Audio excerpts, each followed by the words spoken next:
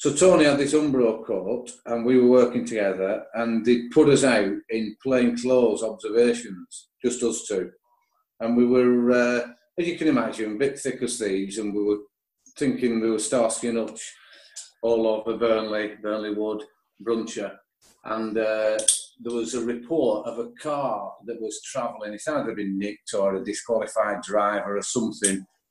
And traffic cops, being traffic cops, were chasing this car all over the place. Tony, quick as a flash, said, listen, let's just go to the keeper's house, the registered keeper's house, and see if it turns up. So we're in this unmarked CID car, which obviously everyone knew was a CID car.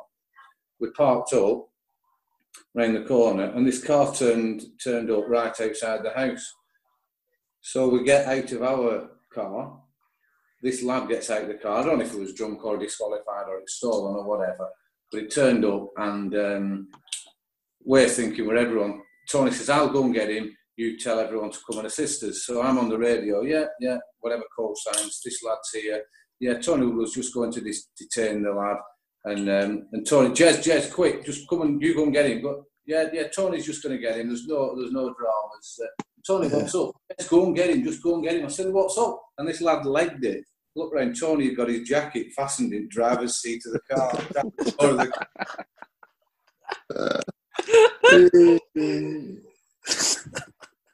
We'll see whether we can put that out there. That is 100% true story, that. Yeah, it is.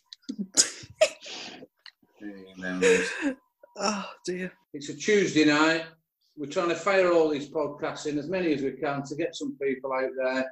I'm hosting this one tonight. I'm Jez. We've got Joe Martin and Joe Bernaduccio helping me out. They're doing a great job. It's working well for what we're getting out there, and it's so good that we're getting the feedback that we're getting, and that people are enjoying listening to old stories, funny ditties from the cricket club. Adam's the one who's behind all this. Yeah, we're putting our time into it, but Adam cuts and gets everything into a decent order so he can shift it out there on whatever medium we're listening to. So before we move on to tonight's special guest, Joe Martin, anything to report? Anything changed from the last time we chatted? Has anything changed? Not really. Nothing to come back on yet. Have you dressed up again at all or not? No, well, but it's funny you should say that. On Friday, because it's the VE Day celebrations, or commemorations rather than celebrations, I guess, we are having an indoor street party within our house. An indoor street party. Go on, explain. So I'm cooking a full roast as a celebration. Roast chicken. Right, okay. With accompanying veg. And I think my sister's going to bake a cake of some kind. What's the street bit of it? Well, no. I imagined that because it was a bank holiday before the virus and disease, etc. I imagined that on the bank holiday people would have been having street parties to emulate what happened in 75 years ago. So this was my idea. Can I add? So we're dressing up. I'm going to put my suit on, and so we're going to have a go at that and see. I mean, we're very strange. I mean, but I'm happy. I mean, people know that, and I'm happy to sort of crack on with that. But apart from that, no, there's nothing of any note. You eating okay? Yeah. So you're going out running every day still? Yeah, running every day. It's very hilly where I live, so it's not easy. But yeah, running every day, doing little bits of work to keep things ticking over. I finished one set, and I don't have a lot of work to do. I'm not going to lie to you. I can tell with the amount of times you're WhatsApping me. Anyway, Joe, we've enough of that. Dooch, what have you been up to over the last few days since we've last chatted? Not a lot, Jez. Not much to report, really. Don't want to go on too long after Joe's intro there. People nodding off. Yeah, exactly. Right, we'll move on to it then. We're going to continue. We've had lots of people come into us with regard how much they're enjoying it, how much they want to contribute, how much they disagree with some of the comments, and we've got some guests lined up over the next 2 or 3 recordings that I'm sure you'll all enjoy. Just to break it up a little bit from topics of from one season or particular pros or how the cricket went, we've decided to bring in a section or an episode called Famous Friends of Lowerhouse. Now, I'm sure Adam will add some sort of some music to the back of that. Jay, I'm off, mate. See you soon. All right, mate. Who was that? Just a friend. You've made a new friend? Oh, a friend? Since when have you had other friends? Oh, friend. I knew him from when we was doing trials at West Ham. He's moved into the area. He's just some guy. Some guy? Oh, he's just some guy. Oh, he's just some guy. That's all it is. Just a friend from when Jay had trials at West Ham that never happened. Don't forget the thumbs up. Oh, friend. Oh, new friend. Oh, friend. Please be my friend. Oh, friend. Oh, friend. Fuck you lot. Where's the beer?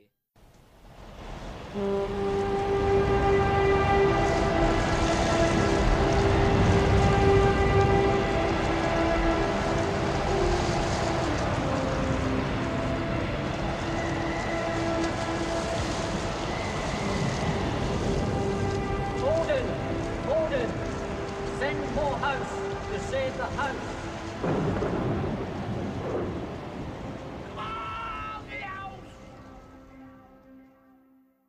And tonight we've got one of the oldest friends within Lowerhouse, a real character who's got lots to talk to us about. We've got Tony Woodworth with us.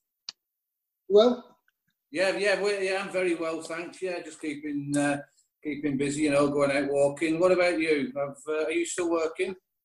still working, Jez, yeah, unfortunately. Still classed as a key worker. Right, yeah, I'm not surprised. That's good. We've got you on, Tony, just really to chat through about, how you came into Lowerhouse Cricket Club. I've probably known you now for 20 years, would you say? Yeah, at least. Yeah, I think it was when we first started working together, maybe 6 months or 12 months before that.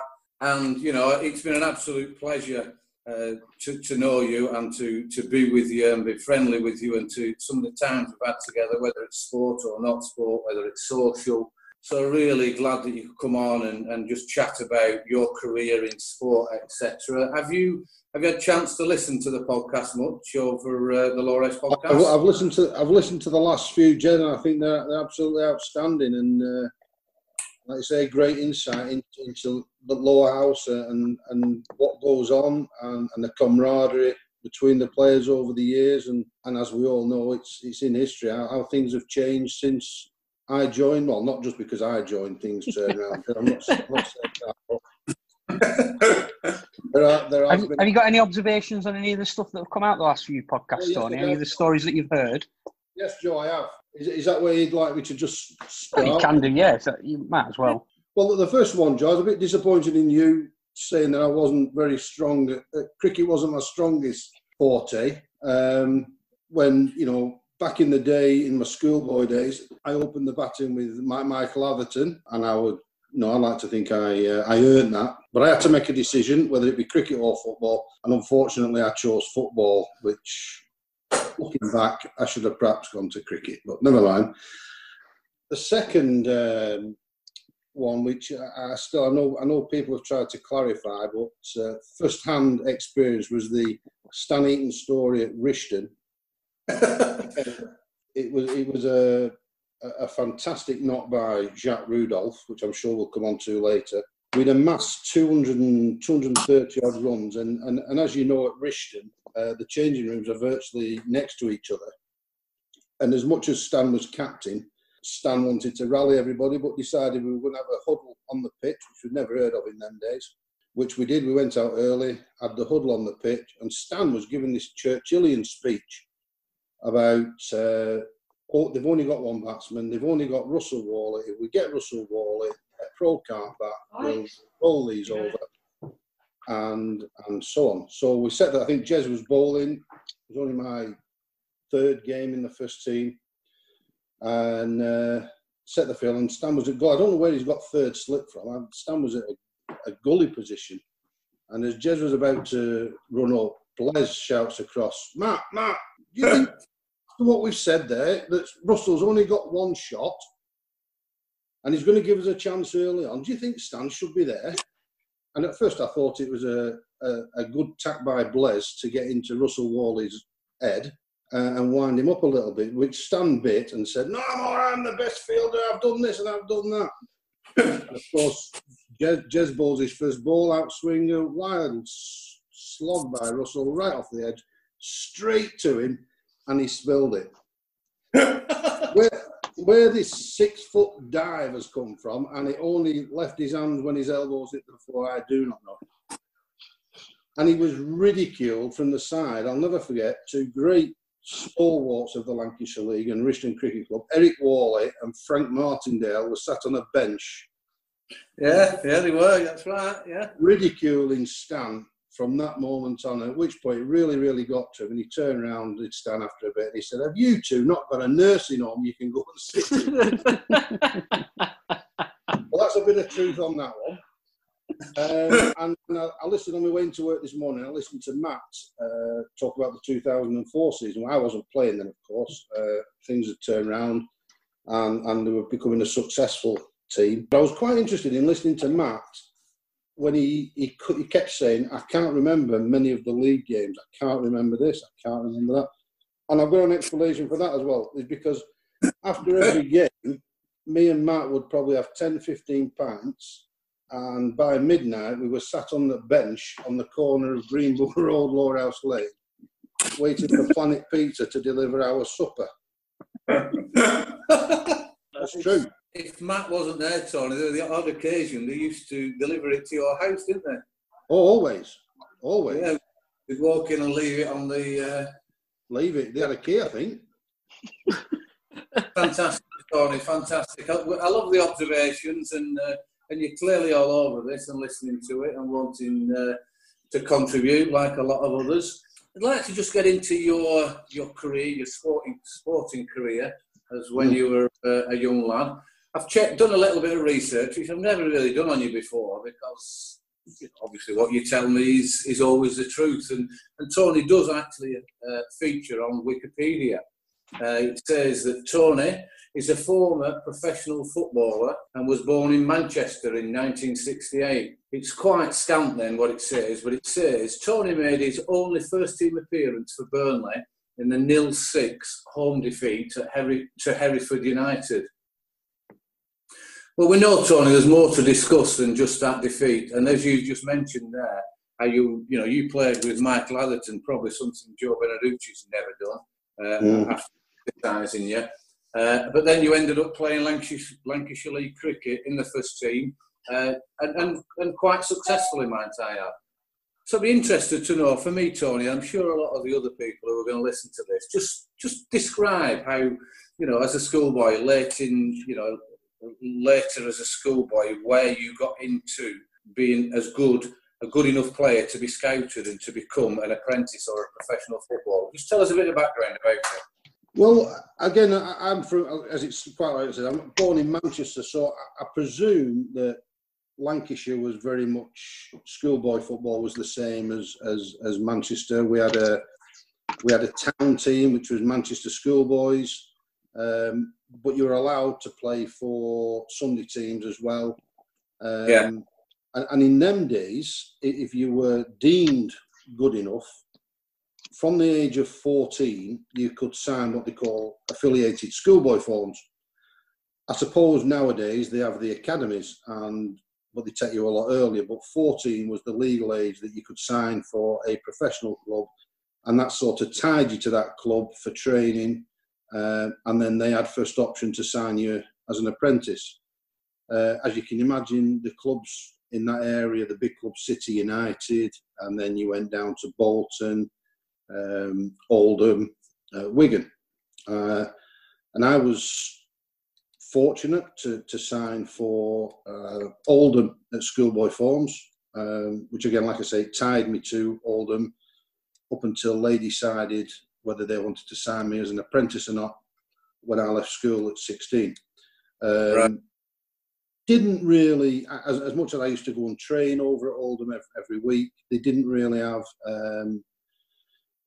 a youth side as such, apart from the side that played in the FAU side. So game time was limited, and it was no surprise to me that just before Christmas 1983, I got released from Oldham, which then gave me the opportunity to go and have trials at other clubs. Now, I was playing on a Sunday for a side called Cheadle Town, which was a side run by two great fellas, Mike Walker and Alan Sherwood. Alan Sherwood had links to many professional clubs. And in the league that we played against junior sides for City and United. City had a side called Midas. And names you'll probably remember: Paul Molden, David White, Steve Redmond, all went on to play City's first team. Yeah. United's side was called Jubilee. So you're always playing competitive football. Scouts were always coming. And many times you get asked if you wanted to go for a trial or go and have a training session with them. Alan Sherwood had a friend who got me to go to a 2-week trial at Watford, which was, again, for a 15-year-old, it was an amazing experience. Graham Taylor was the manager, and they had an amazing side then. They had the likes of John Barnes, Nigel Callahan, Steve Sherwood with the goalkeeper. And one of the best moments for me in that first 2-week trial there, they had a guy called Alan Hodgkinson, who was a goalkeeping coach, and that's all you did for 2 days of the week, was just goalkeeping drills, and it were amazing. I got invited back again after that. In between, I'd been to York, I'd been to Crewe, and then I went back to Watford for another 2 weeks, which was just before they were going to the FA Cup final that year against Everton. Right, yeah. 83, 84. So that club was amazing and very, very welcoming, very, very friendly, and somewhere that, if I had the chance, I thought I'd have taken it. When you're going, to these clubs, it's a long way away at Watford for a 14, 15-year-old. Was there a lot of junior footballers there? So you really were, in a big pond, or did you think you had a chance then? Well, I was probably the only one who travelled as far, Jez. Obviously, Manchester to Watford. Down there at the time, there was a lot of Watford in the area, London. Yeah. That was one of the things. It was a massive club with a massive pool of players. So you would have been one of many, if you will. Right. And then right at the last minute, I was approached by a guy called John Doherty, who was a chief scout at Burnley. He invited me across to Burnley, and I came over to Burnley and had a couple of weeks trials here. Right. And then it came to crunch time, and I was offered YTS, a 12-month YTS at Watford, and I was offered a 12-month YTS at Burnley. Now, the distance for going to Watford was a determining factor. Like I say, a lovely club. Probably training facilities were a little better, but Burnley had a fantastic reputation for the youth system. Right. It was only down the road. And obviously, I was a big Man City fan. 1981, I'd been to Wembley to watch City at Wembley in the FA Cup final against Tottenham. Yeah, yeah. And of course, in 1983, the management team of City's Cup final was now at Burnley with John Bond and John Benson. Right.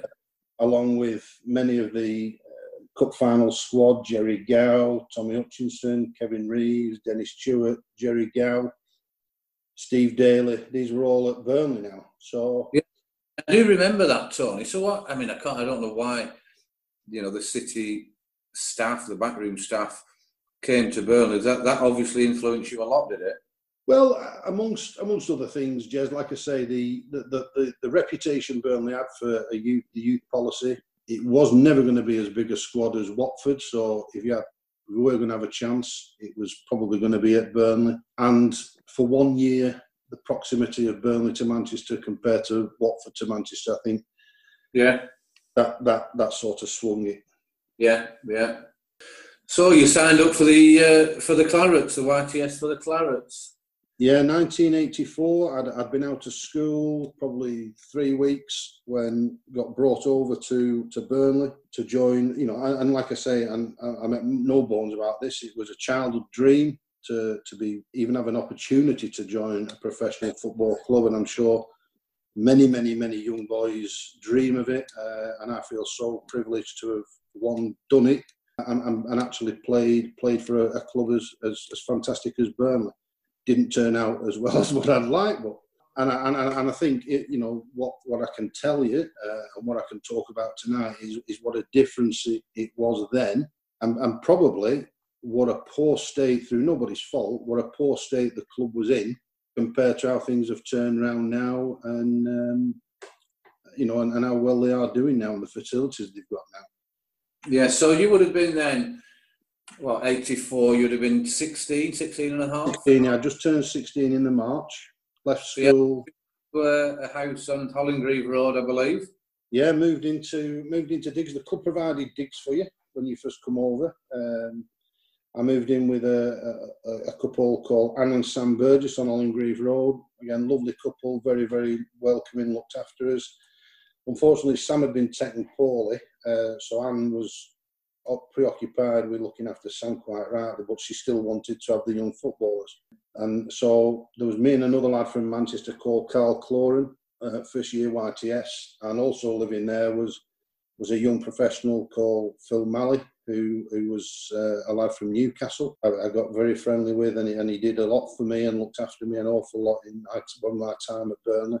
And it was straight into, you know, working life, if you will. People don't think it's work, but for a young lad just leaving school, it was straight into working life and doing stuff around the ground, which we'd not really knew anything about. And then all of a sudden, you're into this training regime of just running. But like I say, when there was a group, I think there was 8 of us that joined that year.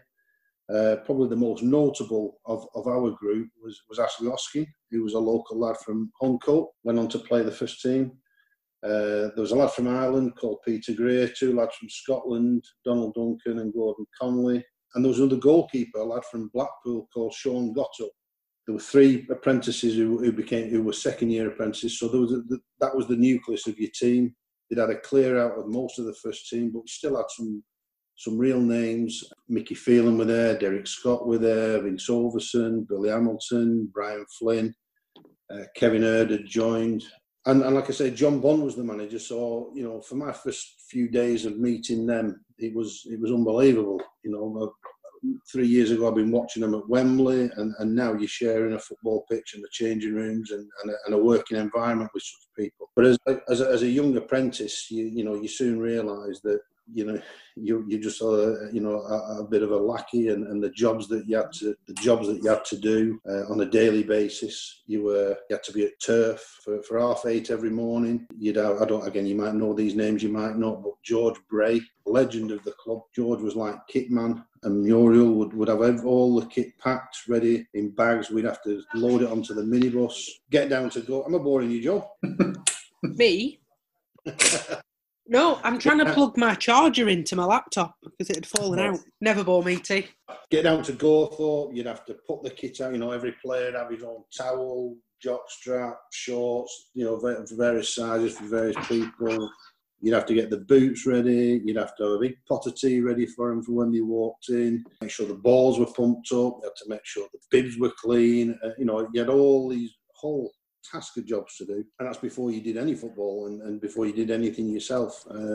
Yeah, I mean, when you think back, you know, you look at what's, I mean, I dare even say, and Joe Martin might come in with this now, you know, our juniors and our young section don't do that down at Cricket Club now. No. And they're amateurs. I don't know what you think, Joe Martin. What you think of that as a professional sportsman? I think it's a really valid point you make there, Jez, because I think when in maybe the 80s or the 90s, I think that the juniors at the club, or, you know, the younger players at the club were probably not as intense as what Tony would have had it at a professional football club, but probably would have had a similar role, I imagine. You know, they'd be putting flags out and stuff and stumps and whatever. Whereas now I think we can't really do enough for them. No, You know, it's and it's we're not saying whether it's right or it's wrong, but you're right. Myself and Stan and Roger Bromley and other people used to have to put these nets up at the cricket club. And there were poles you had to hammer into the ground, and then there were guy ropes that held them all up. And Iggy used to come in and complain if they weren't just right. But that's probably the role of society.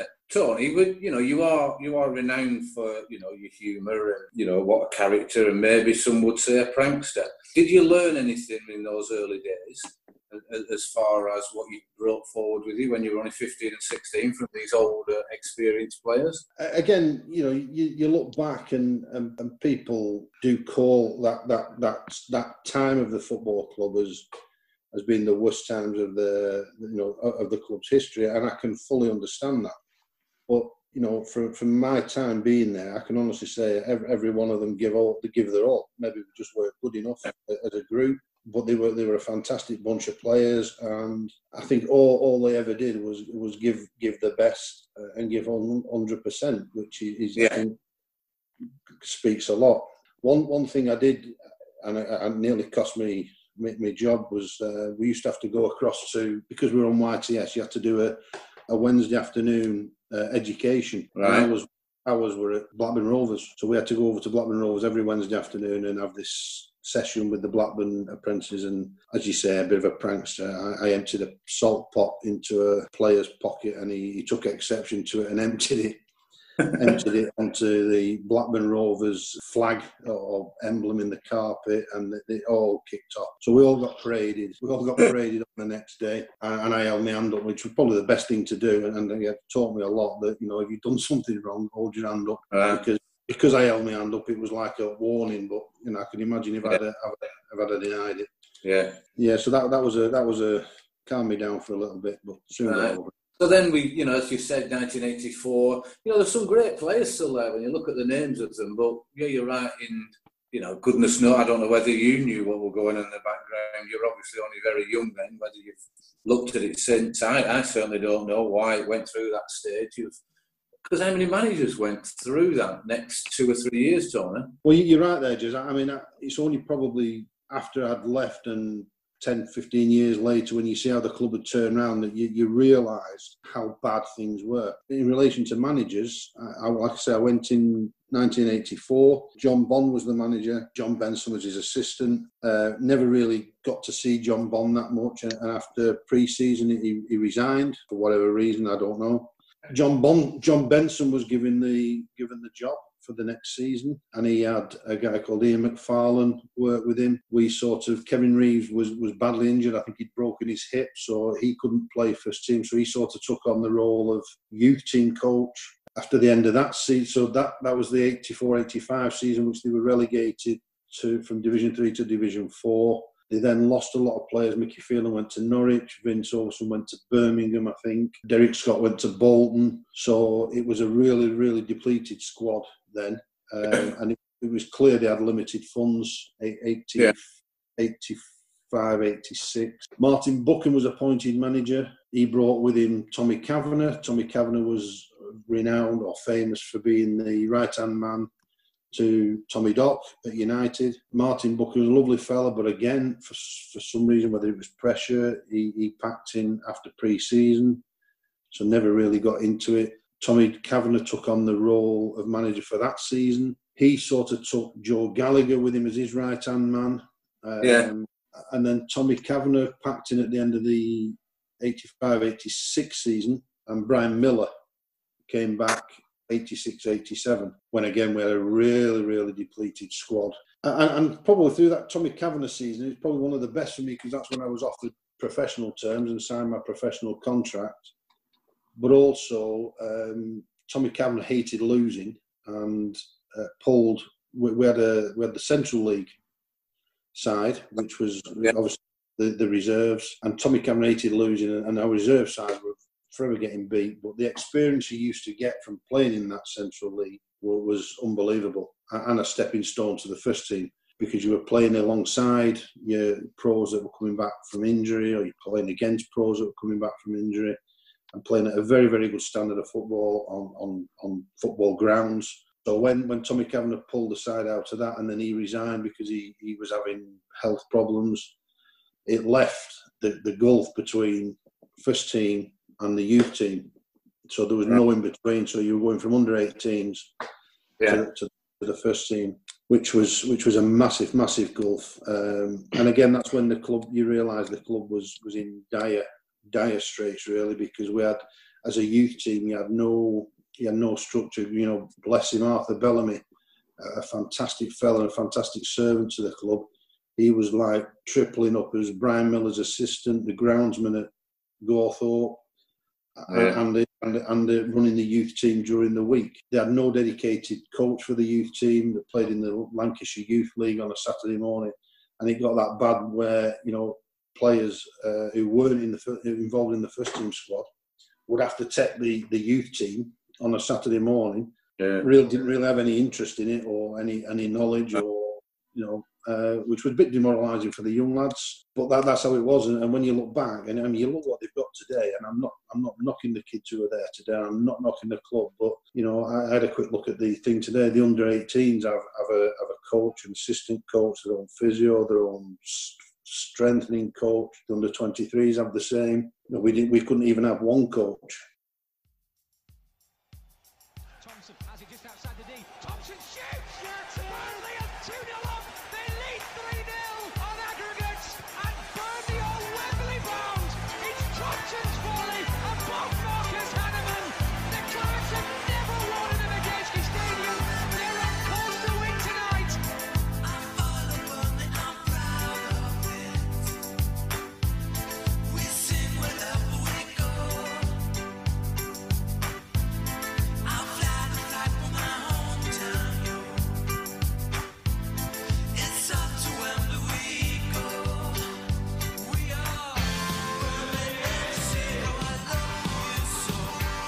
I'm here, Burnley FC, and I'm so proud to be Burnley FC. How I love you so. I'm here, Burnley FC is your home. I was just going to say, you mentioned about signing your professional terms. How does that work? How did it work then? Somebody tell you what your wage is going to be? Obviously, you wouldn't have had an agent. Is it No. just, does that conversation take place between you and the manager, you and somebody else? How does it work? No, it did then, Joe, and it's interesting. And I mentioned this lad before, Sean Gotto. We both joined at the same time. And again, if I'm brutally honest, Sean were progressing probably better than me. And he was probably a better goalkeeper than me.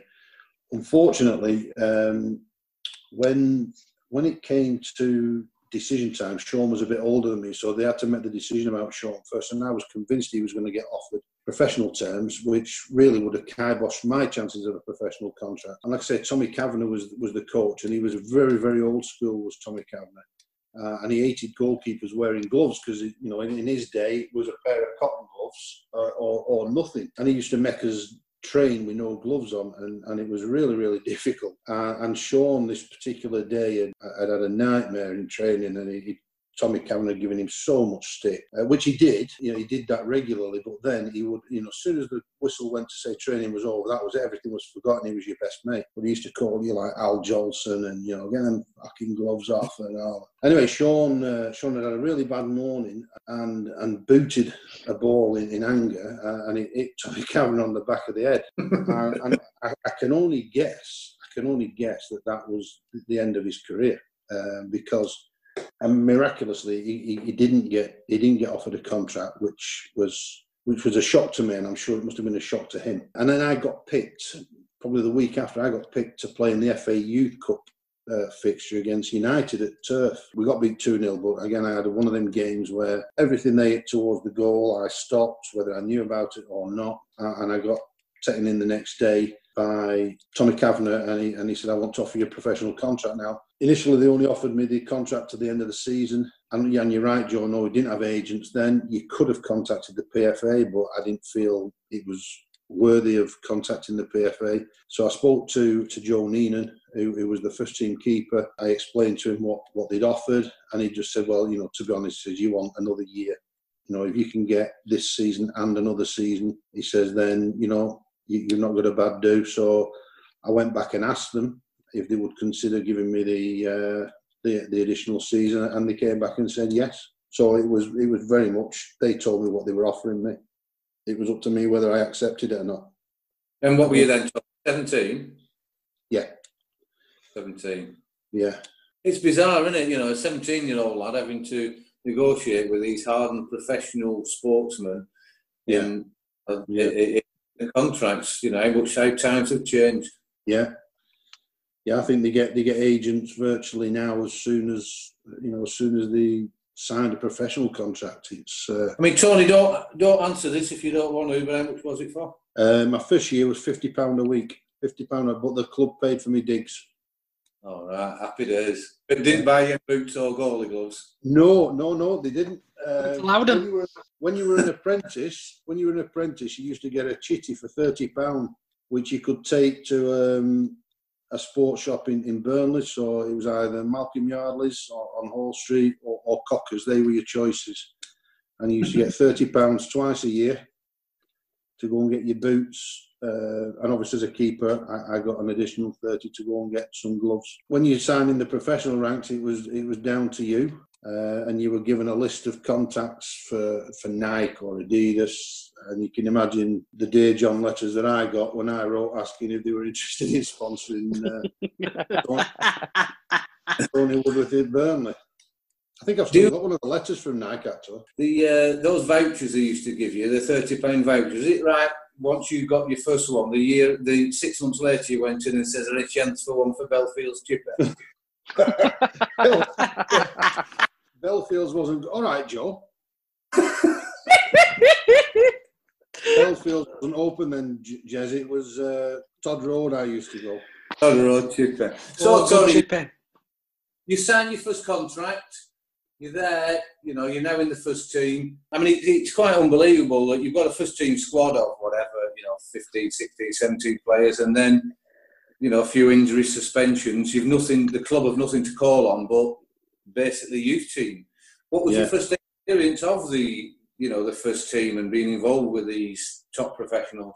The first real experience I had was beginning of the 85-86 season. Martin Buchan had just packed in. Tommy Kavanagh had taken over. And I don't know whether you remember this, but they used to take part in a pre-season trophy called the Lancs Manx Cup.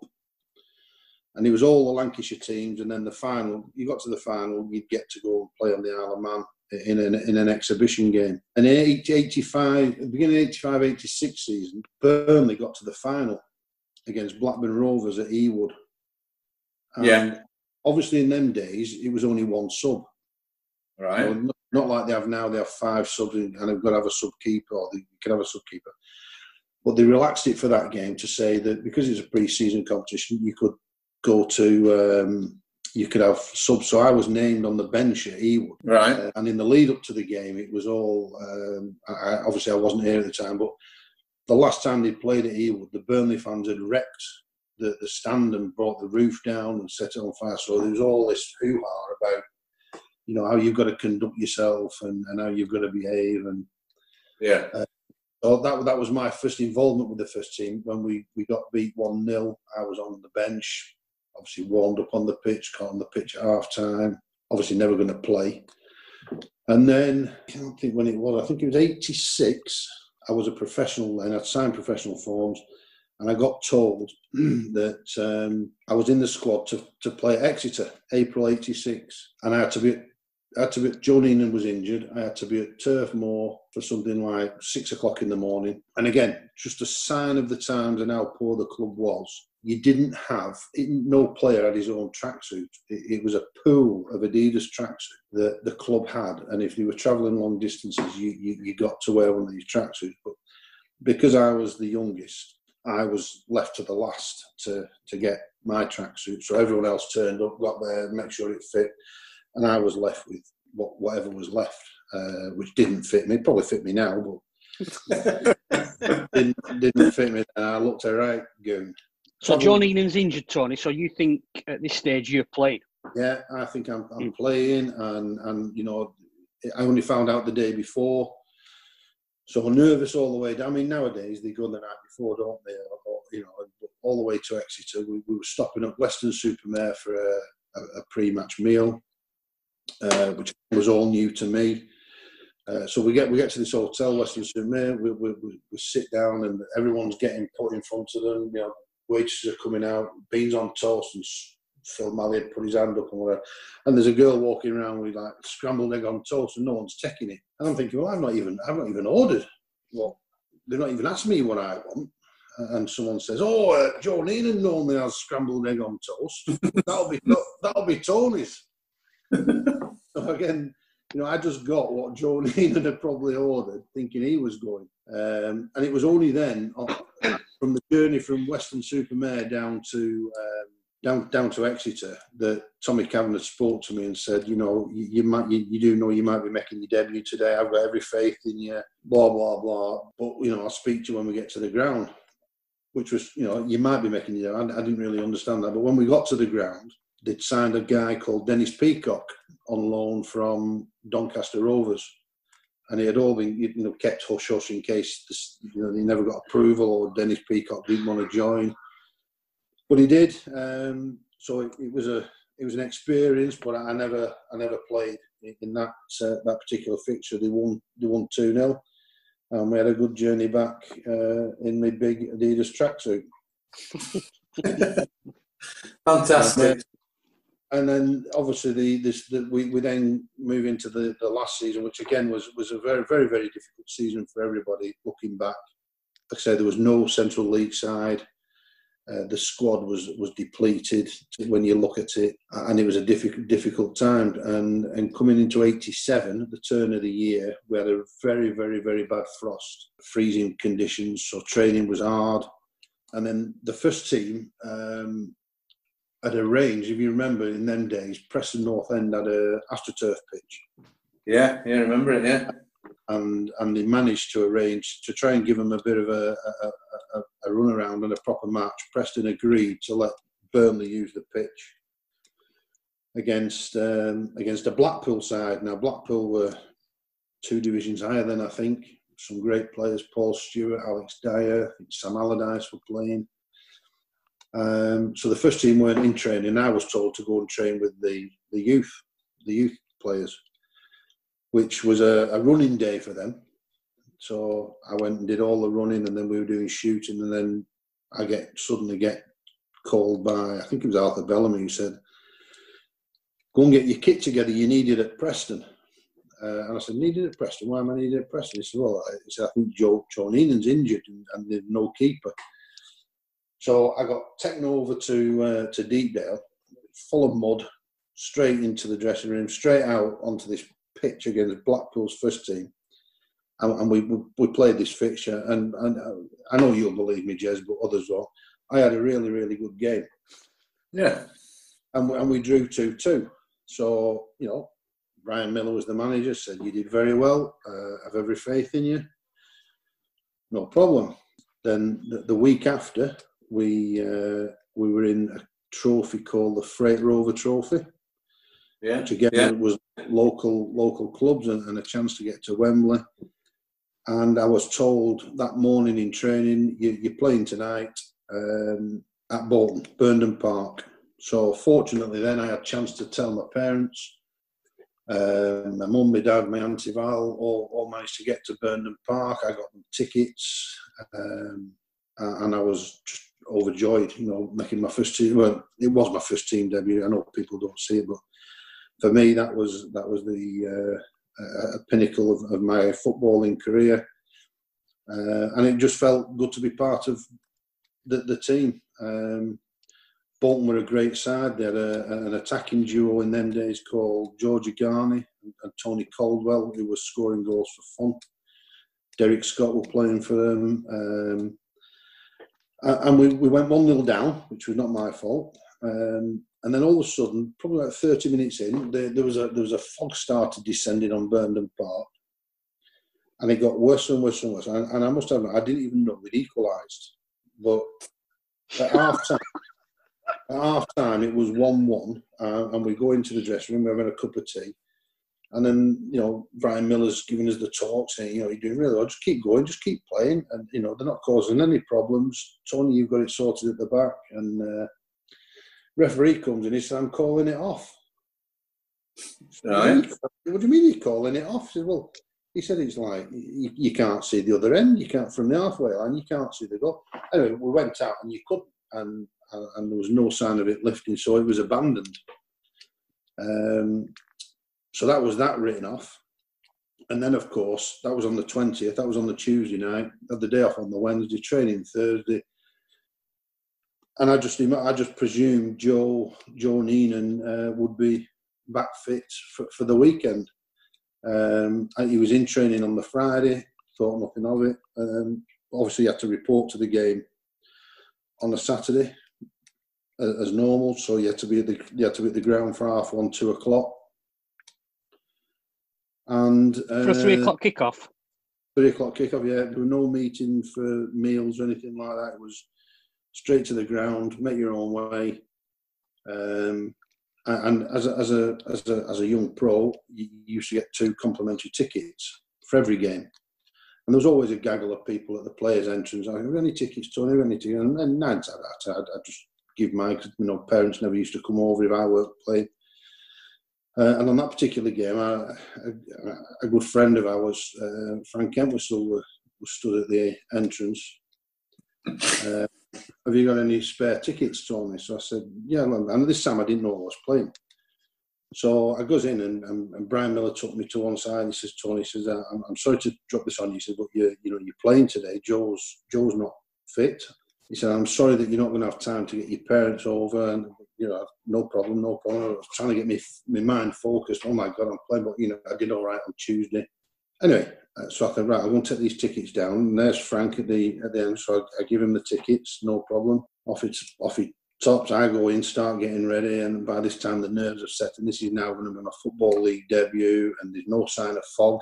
And that was that, Everyone was very, very good. The players, don't worry, you'll be fine. But, I was very, very nervous. Very, very nervous. One of the first things in them days, you could roll the ball out and get it back and pick it up. You could throw it across your box and run across and get it back off your defenders.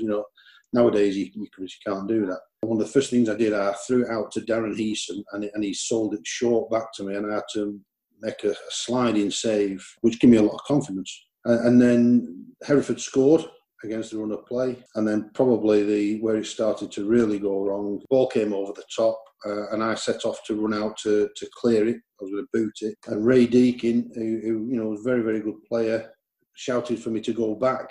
Now, in hindsight, I shouldn't have listened to him. I should have just carried on and wellied it, but I went back, and I was in no man's land, and I brought their forward down, and they got a penalty, and that was 2-0. And then the rest is history, Jez. I'd rather.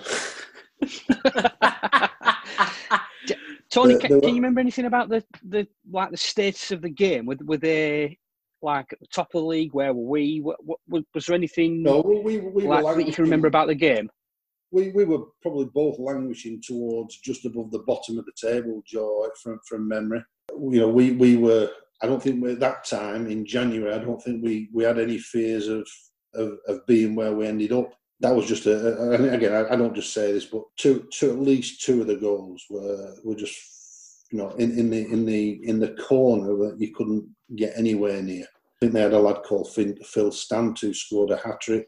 But again, we were just all over the place. The defence were all over the place. I mean, 2 of the goals were one-on-ones. It was just one of them. Everything they hit went in, and it was what it was. 6-0 at home, Football League debut. Yeah, and after the game, Brian Miller, bless him, God rest his soul, a lovely, lovely man who did everything he could for Burnley. He just took me before I went into the dressing room. He took me into his manager's office. Don't worry about that. That's not your fault. You've got a great future at this club, and there'll be a contract for you at the end of the season. We see you as the future of the club. Which was reassuring. The players were brilliant, but unfortunately, I never got back in. Joe Neenan came back the week after. I think they got stuffed 4-0 the week after away Hartlepool or somewhere like that in the next game. Not that it made me feel any better. Joe played the rest of the season, and obviously Orient was the penultimate game, which was very, very pressurised. But then, of course, reality strikes, and I don't know how it works now with agents, but in them days, probably a week after the season was over, you all had to go into training, and you'd be called in one by one to discuss your future. And again, I remember speaking with Joe Neenan, and Joe Neenan saying, you need to be looking for 2 years now at your stage of your career. You want to be looking for a minimum of 2 years. So I'm thinking, Brian Miller said I've got a good future. We said that, so I was devastated when I went in, and he said, look, we've looked at it, and because we don't have a Central League side, we don't feel we need a second goalkeeper, professional goalkeeper, because we've got the youth. We can have an apprentice goalkeeper, we can have a first-team goalkeeper, and if we need anybody, we can get someone on loan. So, and in them days, you're looking and saying, well, if it had been £100 a week, they just couldn't afford it. So I was released, and I don't know how true it was, but Joe Neenan had already agreed a contract. But when he found out I'd been released, he went back in and tried to renegotiate his, and Joe left, and that was the year they brought Chris Pearce back. Oh, I was just having a look on there, Tony. I do remember now that it was the famous Orient game at the end of the season. Mm. There were 15,781 people on that Burnley Orient game, which is to be expected. Burnley needed to win to save their probably existence. Guess how many were on the game you played in? 1,961. 1,995, it says on this one I looked at. That's unbelievable, isn't it? When you think of a stadium like Turf Moor, there's less than 2,000 on. That's bizarre. And again, but the laughable thing about was I mentioned before, I'd give Frank. I didn't know Frank as he was. I didn't know him then, but I'd given Frank these tickets, and I'll never forget. We defended the cricket field stand in the second half, so. It would have been easy just to turn around and leg it up the tunnel, but it wasn't the right thing to do. Go and shake hands with the opposition referee. So he walked towards the centre spot, and I'm walking off, and I hear this voice shouting from the cricket field stand, "You fucking rubbish, Woodworth! Go and get a job!" And I look up, and it's the guy I've just given 2 fucking complimentary tickets to.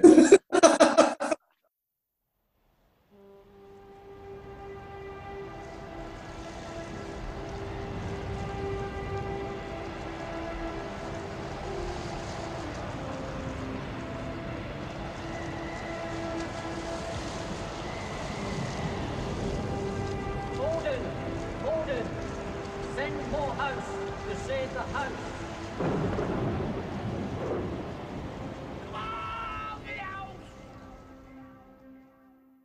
Oh, well, Tony, great experience and great, as we mentioned previously, I'm sure people who listen and be fascinated by your story and through that professional ranks. And if anyone's got any questions, then get them in WhatsApp, Twitter, whatever they need, and I'm sure you will look to answer them.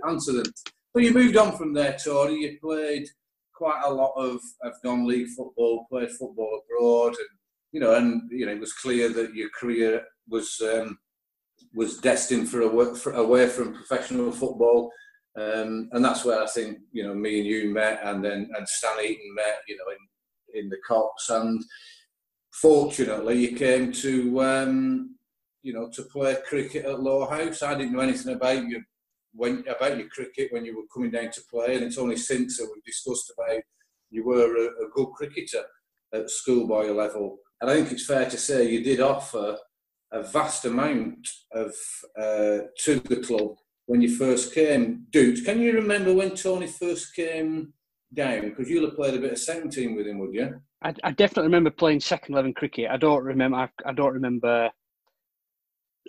sort of meeting Tony at any stage. I remember batting with him at home in a game at Lowerhouse. So when that started or what time period that was, I wouldn't know, Jez. No, but I think it's safe to say that so many people were impressed, and it was almost the professionalism that you brought into dressing rooms, and your keenness, and obviously your pranks and the different jolly japes that were going on within the dressing room, etc. And I'll never forget when, you got in the first team for those, for the 4 games that we played together, and everyone in the second team used to tell me about this, and they used to see it at the nets. We'd try and really have nets that were quite intense. And Tony, believe it or not, listeners, was an absolute master at tip and run. Never seen a batter. He would just, no matter what state of the game, stop the ball and run. Yeah, it was always something that through my schoolboy cricket, it was always something that I was always taught. Keep the scoreboard turning over.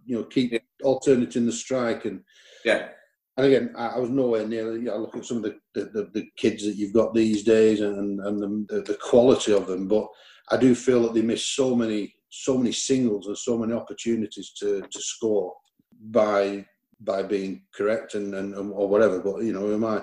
But you're right. When I finished playing, I did have a choice to make. I had to make a choice between whether I'm going to try cricket. I was never as good at cricket as I was at football. So from 16, I probably didn't play cricket until I came down to Lowerhouse, which I must have been 30, around the 30s. So maybe late 20s. So it was great I think my first season from memory, I think Sean Flegler was pro. So whatever year that was. So I think Flegs was the first pro that I was sort of involved in the seconds. But tip and run. I used to say to him, all we've got to do is just tip and run. 95. 95 was it? Yeah. Yeah, 95, 96 flag pro, 2 years. Yeah, so trying to get the young ones to just see that there's runs everywhere. There's runs in the field, and they're not going to pick it up and throw your stumps down. And some of these young lads were so much fitter than what I was. I mean, I was a lot fitter in them days, but then it comes to bite you. On that game at Rishton, I'll never forget that. And I was so pleased to get asked to play in the first team for a number of reasons. And I'll never forget 2001, beginning of the 2001 season. Paul Stansfield had taken over as skipper. Paul Stanley taking over as captain of the second 11. Yeah. He didn't always see eye to eye with Stan's decisions, didn't Stanley? And on this particular occasion, he couldn't wait to tell me this story of him having a meeting to see, and Stan had brought up who we were going to have keeping wicket for the second team. And Stanley says, well, he said, I don't think there's any choice really. He said, I think we've got to go with Tony. Yeah. And Stan says, like, Tony Woodworth. And Stanley says, yeah, he's the best of what we've got. We've no one coming through as youth, and he does a good job. And Stan says, yeah, but he's enormous. He's enormous. I wasn't then.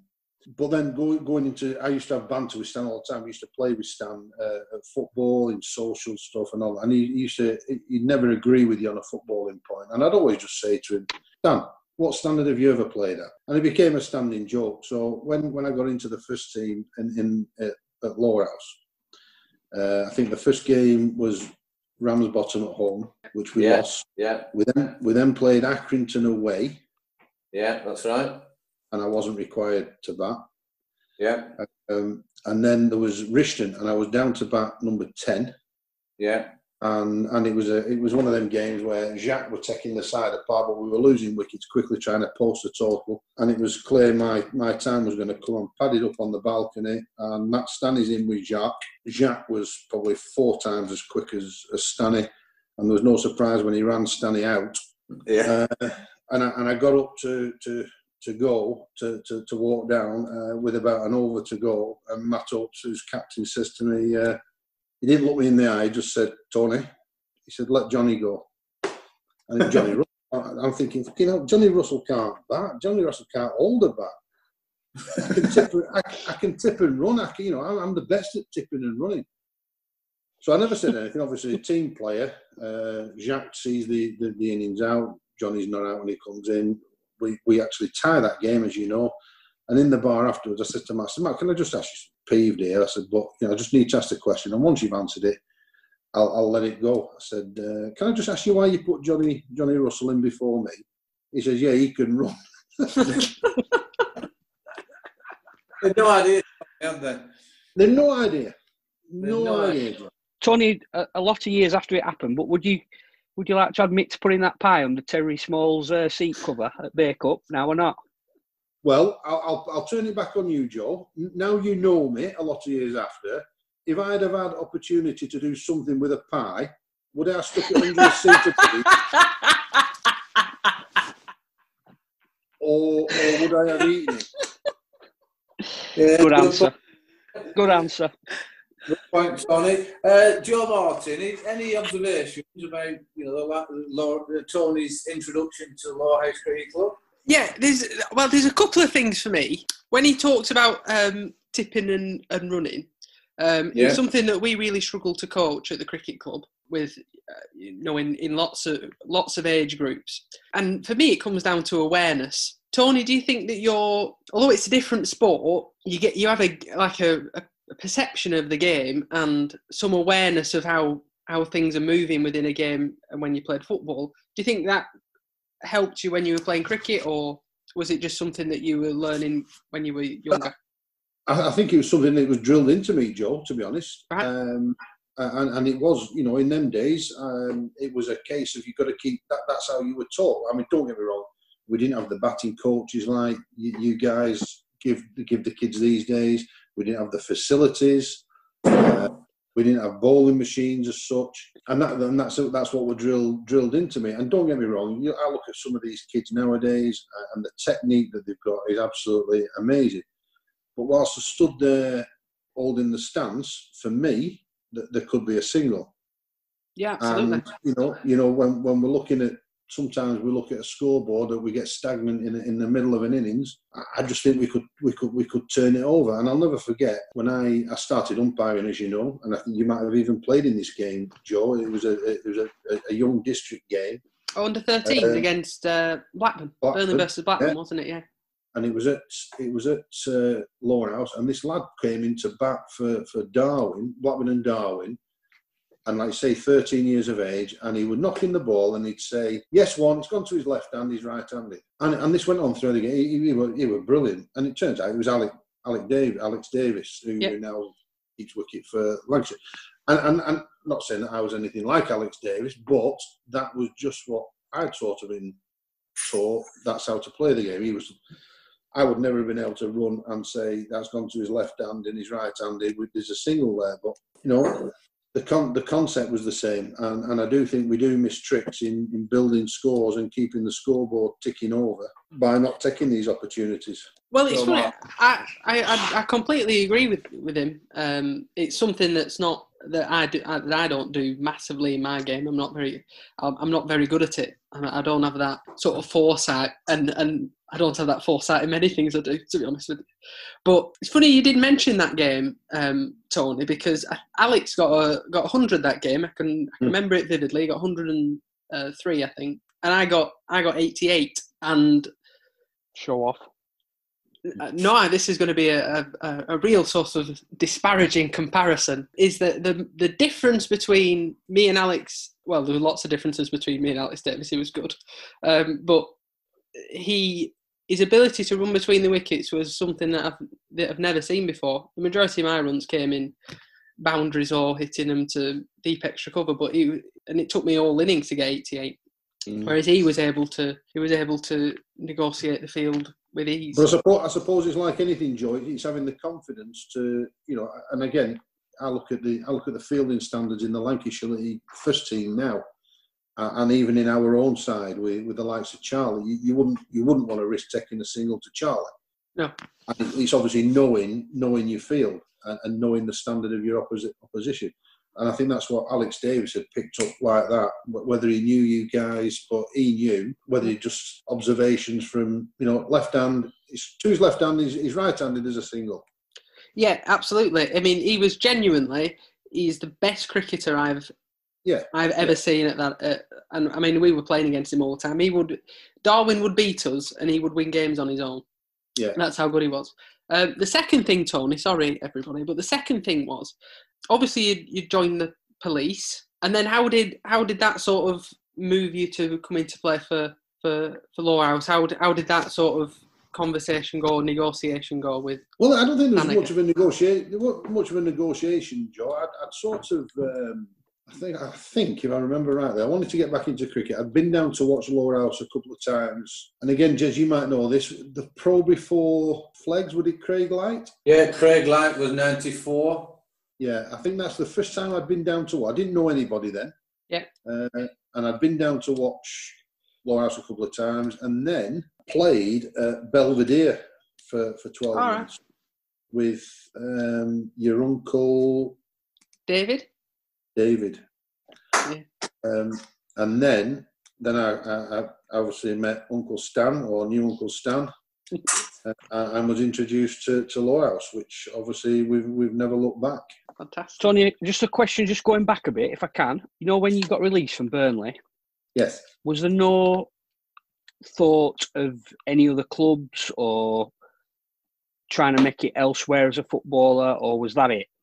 Yeah, no, there was, Joe. Again, it's so different now to what it was then. Obviously, we didn't have internet, we didn't have mobile phones, and like, I'm not blaming anyone. You're not good enough. You're not good enough. But like I say, you know, we dropped out the Central League. So my only, if you can call it, my only opportunity to play in the shop window was playing in a Lancashire youth game on a Saturday morning against City A team, United A team, or Southport Reserves, or anything like that. And again, you know, Brian Miller were very, very, very good to me, and he offered to give me references, and he even said to me, so, you know, if you want to come, if you don't get a club, come back and do pre-season training with us. We just can't pay you. Hindsight, I wish I'd have taken him up on that offer, because I think opportunities may have come. But for whatever reason, and I can't put my finger on it, I didn't. And again, you know, when you were at that stage of your career, you're a professional footballer, you were running every day, fit as a fiddle. Running was not a problem to me them days. But once you start losing your fitness, it is very, very difficult to get it back after not doing pre-season and so on and so on. I went playing at Morecambe. I can't think how long after that was, where Eric Worley was the manager.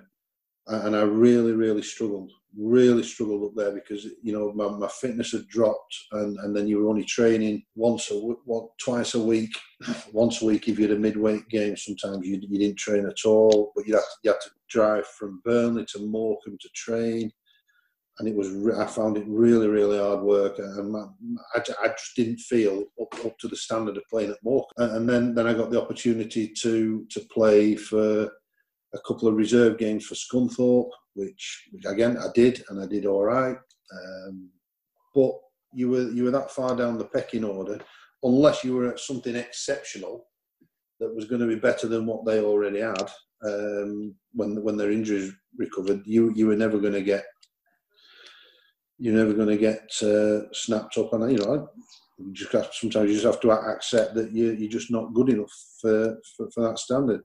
And then probably the next time I started enjoying football again was at Darwin in the Northwest Counties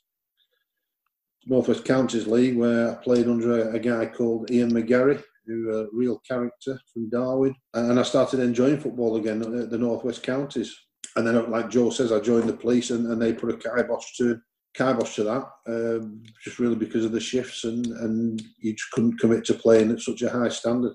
No, interesting, Tony. It must be difficult, you know, pros that get released at 25, 26, you know, they've got a little bit of background, and, you know, with all respect, a little bit more worldly wise. You know, you've moved away from home, you're playing in this, you know, this town, and you're living there, and then all of a sudden it's gone, and you're still not 21. That's right. Yeah. But you've managed. You've got through all that side of it, and you've, you know, you've. And I wouldn't change any of it, Jez. You know, like I said at the beginning, it's people set out for that dream. I'm proud to say I've played for Burnley. I'm proud to say I was a professional footballer. I've made some great friends, and I don't regret anything. I wish we'd have beat Hereford, but we didn't. Also, Tony, you've got, you know, you can tell there's so much respect for you in your professional football life. I mean, there's one little story. I don't know if you two, Joes, if I've ever bored you with this story. We had, there was a group of us from the cricket club used to go away to watch test matches. So we'd plan it all well in advance, and we'd buy the tickets, and we'd organise transport or digs and food and drinks. You know, all that organisation was done all by me, because those lazy bastards were always just fucking it off on the piss. And we went to Headingley in, what do you think, Tony? Early 2000? I think it was just before 99, I think, Jess. All right, okay. So we went there, and on this trip, I think there were 6 went, but 2 came a little bit later. And me, Tony, my 2 brothers, Nicky and Matt, would always try and go for at least 2, if not 3 days, try and stop 2 nights, if not 3 nights. The first day was always a big day because, you know, you turned up there fresh. Benedictine for the first ball, Benedictine for the first wicket, etc., etc. So the second day was always a bit more difficult. And then on the third day, and we tried to get tickets for different parts of the ground. On the third day, we were beneath it was like a big glass-fronted area at Headingley, and we were on the front row of the stand. So you've got the concrete concourse in front of you, the footpath. And it's safe to say my brother Nicky was that rough, he could hardly move. But we managed to get him to the ground. And my other brother, Matt, decided that every pint we had, he would buy Nicky one. So Nicky's led on the floor with probably 4, 5, 6 pints lined up at the side of him. Why the stewards didn't move him, I don't know. So we're watching cricket. This is great. But I don't know if people remember, Joe Neenan is a really big friend of Ian Botham's. That's right. So we're sat there. These 2 people walk past in front of us, or 2 or 3 people walk past us, but they're actually the other side of the advertising hoardings. And one of them looks back at Tony and says, "Is that Tony Woodworth?" And Tony said, "Yeah, it is." He said, "It was, crack, it's Joe Neenan." It was Joe Neenan. We both, and what did he say, Tony? "Fucking hell, you've put some weight on that." Yeah. But just getting back to the statue Tony had, guess where Tony ended up? In the corporate box with those 2, having a few glasses of wine later on that day. I can believe it. Tony, we have mentioned you on the podcast before. Joe Beneducci mentioned you because he argued that it was your greatest moment in a cricketing context. For Lowerhouse. I didn't know you played with Michael Atherton, did I? Well, I think this probably trumps it, to be fair. Yeah. You're playing at Todmorden. Home to Todmorden, Joe. At Lowerhouse. Yeah, playing against Todmorden. Yeah. Joe Beneducci bowling, Tony. Yeah. If you can remember, walk me through it. Or run me through it, either or. If I can remember, I remember everything about it, Joe. Well, I'm ready. Like I say, Joe, it was the 4th game in 2 weeks. And again, correct me if I'm wrong, I was only picked because I think it was Charlie. Charlie got married. I don't know why you were playing. Could have been. I think Charlie got married in 2002, married. I'm sure he did, yeah. I think Charlie got married, and that's why. And anyway, I got picked. So obviously I played second team cricket, but no disrespect to the second team, the ball never came through as much as it did in the first team, and the throws were never as accurate as in the first team. So my first game was at home against Ramsbottom, Michael Clark and co. And then the second game the next day was at Accrington. Yeah, and I took my gloves off after the Accrington game, and my hands had swollen up that much. I thought I was going to be deformed. Anyway, by the second week came, they'd settled down and just put it down to like bad technique. We played at Rishton and they flared up again. So I was really, really not looking forward to playing on the Sunday against Todmorden at home, but obviously never let anybody down. And Matt asked me to stand up to him, which again I didn't really fancy, but I did, and he just kept leaving the ball, and it just went straight into my gloves and right on the palms of my hand, which was swollen and sore. So what a relief when they brought Duke on. But Todmorden had a sub-pro called Clinton Peake, who I think was playing at Barnoldswick in the Ribblesdale League at the time. And he was an Australian guy from Victoria, and he was obviously a good bat. But he brought his girlfriend with him. Must have thought he was playing at a test match because she cheered and squealed every time he hit the ball, encouraging, go on, Clint, that's a great shot, Clint. He obviously misread one of Joe's and danced down the track. And I don't know who were more surprised, me or him, that this ball had stuck in my gloves and I managed to stump him. Bless him, rest in peace, but Paddy and Pete were sat on a bench, and all I heard Paddy and Pete shout was, "I can't believe he's done that." I don't know whether he meant Clinton Pete dancing down the track to Dukes or me catching one and something, but I don't think it was Clinton Pete's greatest moment. It was interesting. I think it probably was Tony. I think it was Charlie's wedding, because I'm just looking at the scorecards there. Because what do you reckon to this, Joe M, the current first 11 wicketkeeper? Yeah. Tony played 4 games, 6th of July his debut, then 7th, then 13th and 14th. He didn't bat, which, you know, it's not his fault, but we just about lost the first game, but won the next 3 with Tony in the side. So that's 75% win ratio. Yeah. The first game, he'd 1 caught, no byes. The second game, 1 caught, 2 byes. The next game, no caught, no byes. And the next game, 1 stump, no byes. So he's got 2 byes in 4 games and 75% win ratio.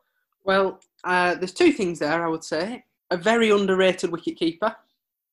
Right, I can, believe it or not, Tony, I can remember you playing in the first team. Good.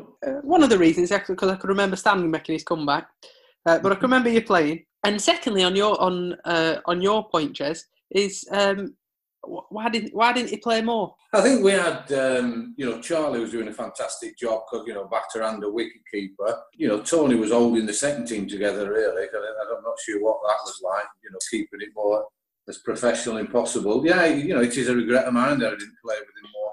Had Frank stopped wicket-keeping at that point? I think if I can just come in there, Joe, I think I was deemed more of a liability in the field than, without joking, than Frank would have been, to be honest. Yeah. And if I'm not mistaken, was it not the first game at Tomlin? Did he not do his knee? Did we not have a bit of a delay? An ambulance had to come on and oink Frank off to hospital. He's not down there as playing. I mean, Frank went through a period, Joe, where it always seemed to be when we were playing Bay Cup that, there were various shouts came from the spectators. Frank was either brilliant or rubbish. So there was many a shout of, "What do they call your keeper? Greasy pair?"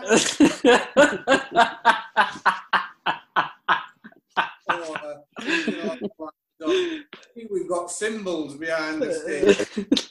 I think we're having a bit of a crisis of confidence, so that's why Tony came in. But just, going back to the Lowerhouse thing, Tony, you've done so well around the social activities. Those comedians we used to have some real banter there. And, and I know it will come back, get this lockdown out of the way. I'm sure we'll have other activities like that. Is there anything you want to mention about the social side of the club that you've been involved in? No, I think it was something I've always enjoyed organising stuff. But my first involvement, I was invited as a guest to a sportsman's dinner that was held at the club. I think, if I'm not mistaken, it was Peter Stevenson was the speaker. Oh, BBC. Yeah, and I remember it vividly because that same day I had Stan had been and had his vasectomy. Or the day before, I should say. The day before, he'd had his vasectomy and I had taken him to hospital and then picked him up afterwards, and he was very, very, very poorly after the operation. But he'd bought me a ticket as a thank you and an introduction to the cricket club for this dinner. So we met at the club, and it was a great night. But if you remember the old club as it was, I bet we only had 60, 70 people in. Yeah, Ken Smalley organised it. That's right, Ken Smalley. But Stan had a few drinks and obviously still under the influence of the anaesthetic the day before, and decided to tell us and show us that one of his testicles was infected. And he was like Buster Gonad. Honestly, Joe, it was awful. And then when we spoke to Ken Smalley the next day, and he starts telling me how much we've made from this dinner. I'm thinking we can do better than that. And I think the rest is sort of history. Yeah. We took it away from the club. We got a few more. No disrespect to Ken, he did obviously a lot for the club. We got a bit of a younger committee together, and we took it. We went to the Kirby, and it suddenly became like the lifeline for the club. Did those dinners, didn't it? Yeah, and it was also, I think, if you remember, I don't know if Joe Beneducci was part of this. Joe Martin won't have heard this story. It was just went bigger and bigger and bigger, and it was the lifeline for the whole town. Once a year event that Tony Woodworth organised that we would have. And can you remember that, Dooch, when we had to ask all you rugrats to meal?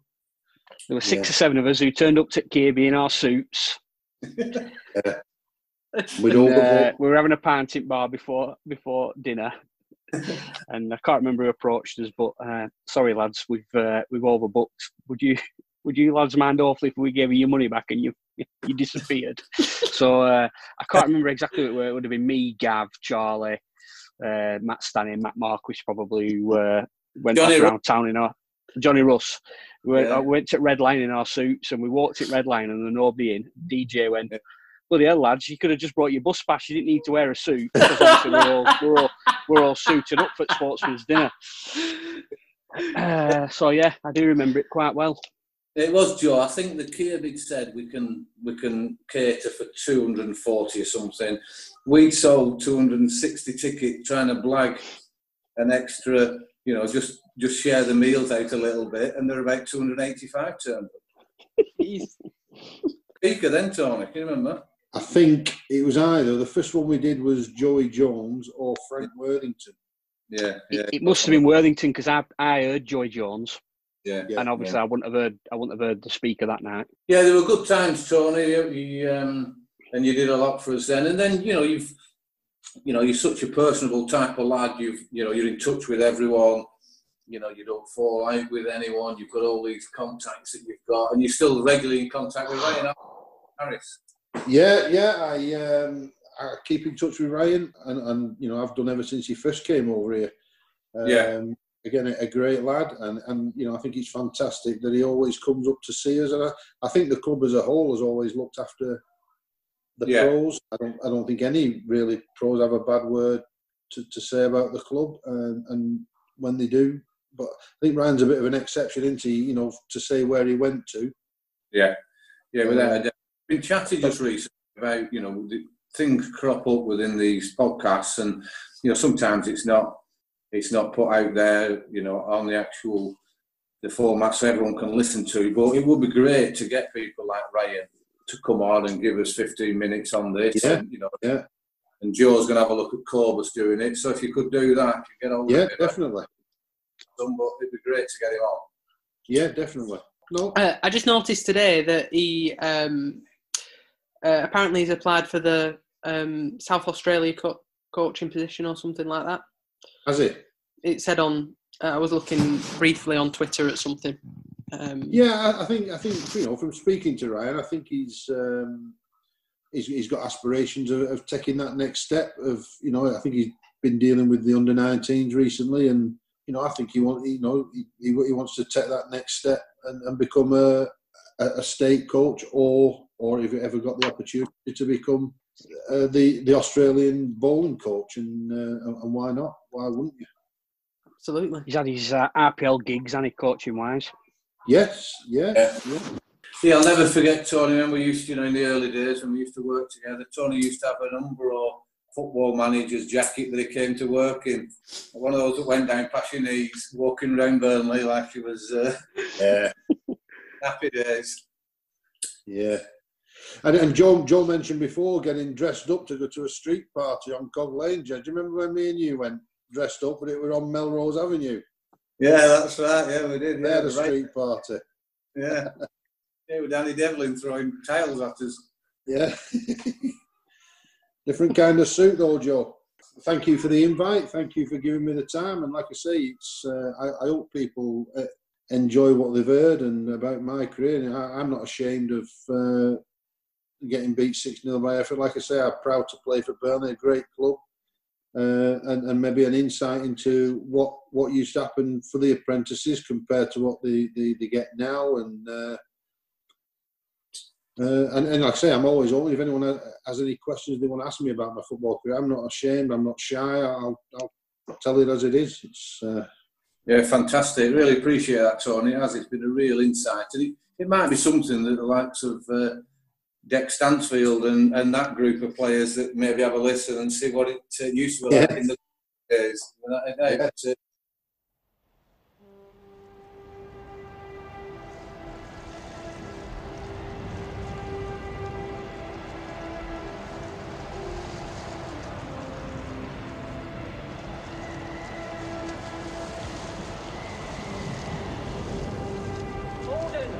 Gordon, send more house to save the house.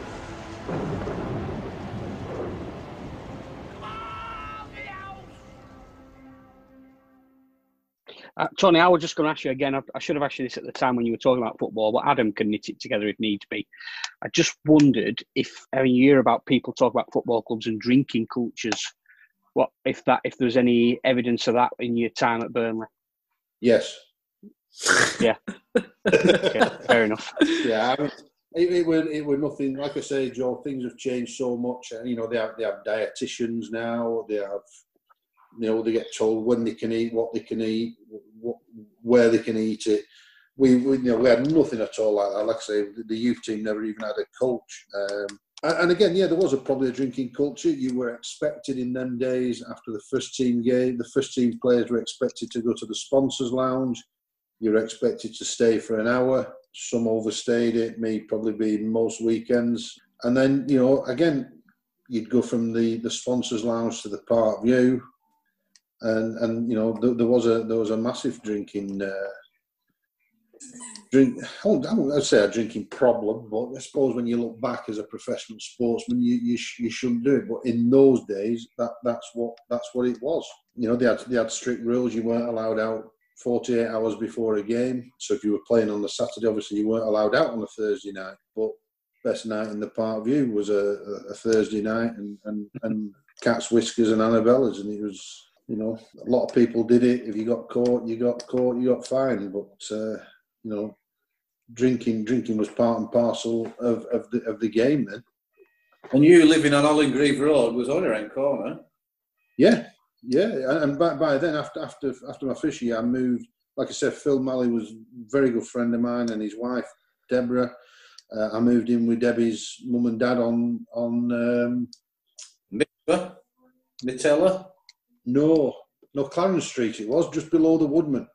Right. Just below the Woodman, and they were lovely people, fantastic to me. But the Woodman was very close. Yeah. And you'd think nothing of going for a pint because that's what it was. It's it doesn't happen now, and I understand why, and that's why they probably get paid so much more money because they're so much more dedicated. It's a totally different world. Yeah, without a doubt. Joe Martin, anything? Yeah, it's really interesting that you talk then about sort of dedication. But if you think about when you were coming through the ranks and you signed your first professional contract and stuff, and on the YTS scheme, I think. Yeah. Thousands of kids play football. Probably millions. But only a very, very small percentage actually end up becoming professional, and I think that it's a really interesting and an amazing story that you've discussed there. That was brilliant to hear. But also, I think it showcases how much commitment's needed to actually get to that level. Because I'm sure that there would have been, and this isn't a negative comment, but I'm sure there would have been other goalkeepers, Tony, that were of a similar level. But you obviously worked just that bit harder and got. Yeah, and you're exactly right there, Joe. And with a mutual friend in Chris Blezard, who I'm sure was a very, very, very good goalkeeper. And I'm not saying he wasn't dedicated in goalkeeping, but you've just got to be in the right place at the right time. And I maintain that getting the opportunity to go to these places and clubs and actually sign. I was, obviously worked hard, and but I was in the right place at the right time. I've explained the unfortunate incident for Sean Goss. I bet he regrets that morning forever because I'm convinced he'd have got a professional contract, but something happened, and I was in the right place at the right time. And what you say now about kids today, I mean, they get signed up at 8-year-old, and the commitment that they have to show, the parents have to show for the numbers that actually get through, it's frightening. It's frightening, and unfortunately, they don't seem to, they get in with a Premier League club at such a young age, and they stay through there till they're 14, 15, and then if they don't get signed, it ruins it for the young lads who are in the level below. So you likes of, say they leave Burnley, but they get released from City United, they come to Burnley, Burnley then take the best of them, get rid of the kids that they've had through from kids to 14, 15, so they then go to the likes of Bolton and Wigan, and it's just a knock-on effect to, to suddenly you're nowhere. But kids, it's a dream for kids, and it's an understandable dream because the rewards are out there. But it's a massive commitment. Yeah, owns it. Tony, that's been fantastic. Thanks very much for everything that you've done there. I mean, there's only one quick story if you want to include it about the how we got into me doing the compare. Do you remember that one? We used to use Mike King all the time, didn't we? And we just used to pay Kingy for a comic speaker and a compare. And we had the one at the Irish League. And again, Kingy had told us the price, and we'd agreed it, and we turned up one day, and as we did, we made a day of it, didn't we? The organisers, we made we set up in the morning, a few pints in the afternoon, suited and booted, and then down to the dinner. And I don't know whether Kingy was comparing this one or he was the comic, but one of them didn't turn up. So whether it was the comic didn't turn up or the compare didn't turn up, so Kingy said he'll do it all. So when I went to pay him at the end of the night, thinking he'd give us a discount, he said, "Oh, no, I've done both jobs," and he wanted full money. Yeah. So I was an arsehole, and I said, right, I'm doing it next year. I'm comparing it next year, and you held me to it. Yeah, it's right. And it kicked off his career. Yeah, massive. Yeah. Never looked back. Right, nothing else in chaps? No, really good. Brilliant, that. Thank you, Tony. More than welcome anytime.